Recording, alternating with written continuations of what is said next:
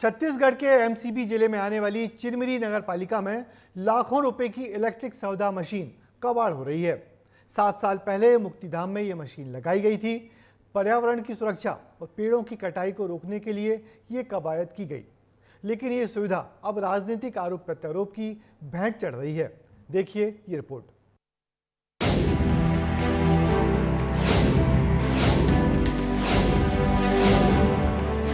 मुक्तिधाम में लापरवाही का सीन, कबाड़ हुई इलेक्ट्रिक शवदाह मशीन।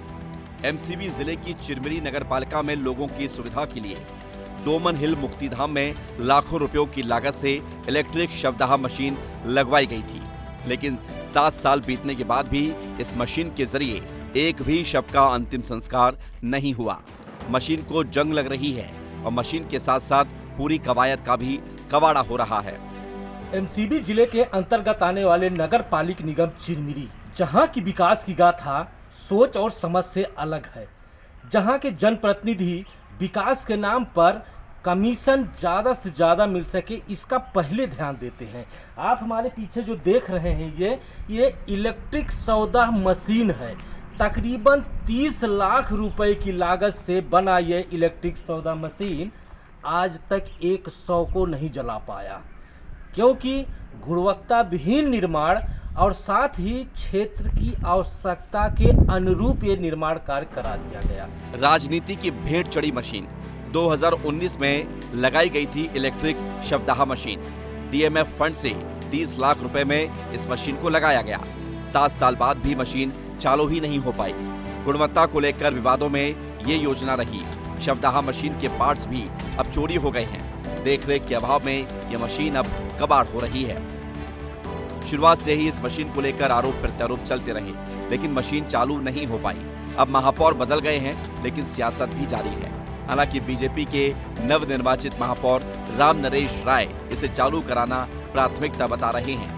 नहीं देखिए, क्या ये तो हमने भी सुना था कि इलेक्ट्रिक सौदागर का निर्माण कर लिया गया है, लेकिन उसमें अभी तक उसका किसी प्रकार का कोई काम नहीं हुआ है। तो हमारी प्राथमिकता यही रहेगी कि चूँकि यहाँ पे लकड़ियों का भी अभाव है। देखिए, बजट का तो मैं नहीं बता पाऊँगा कि बजट क्या है क्या नहीं है, वो तो प्रभार और फाइल देखने के बाद ही पता चल पाएगा कि उसमें कितना की लागत थी और क्या कार्रवाई हुई है।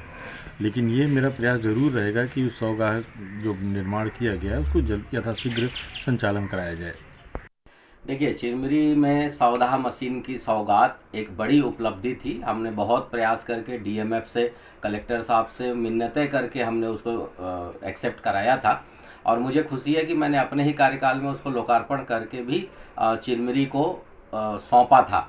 लेकिन हमारे अधिकारियों के, हमारे कार्यकाल के बाद के अधिकारियों के हीला हवाला और बदमाशी के कारण वो चालू नहीं हो पाया था और कभी भी उसका यूज नहीं हो पाया। तो ये एक दुर्भाग्यजनक है।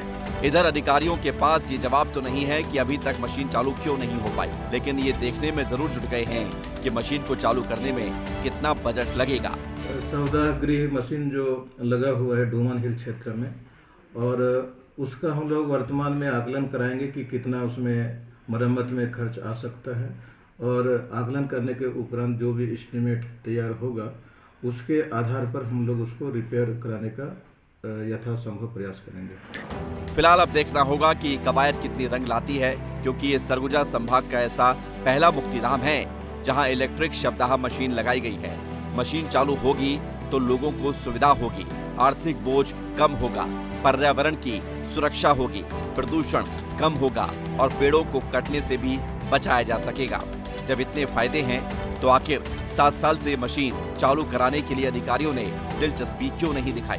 देखने वाली बात होगी कि अब जहां पर ट्रिपल इंजन की बात की जाती है कि केंद्र में भी मोदी सरकार, राज्य में भाजपा सरकार और नगर निगम में भी भारतीय जनता पार्टी के महापौर बने हैं, तो क्या जहमत उठाएंगे इसको चालू करने का, या फिर आरोप प्रत्यारोप लगाएंगे? ये तो समय के गर्भ में छुपा हुआ है। विस्तार न्यूज के लिए जिला एमसीबी से अविनाश चंद्र की रिपोर्ट।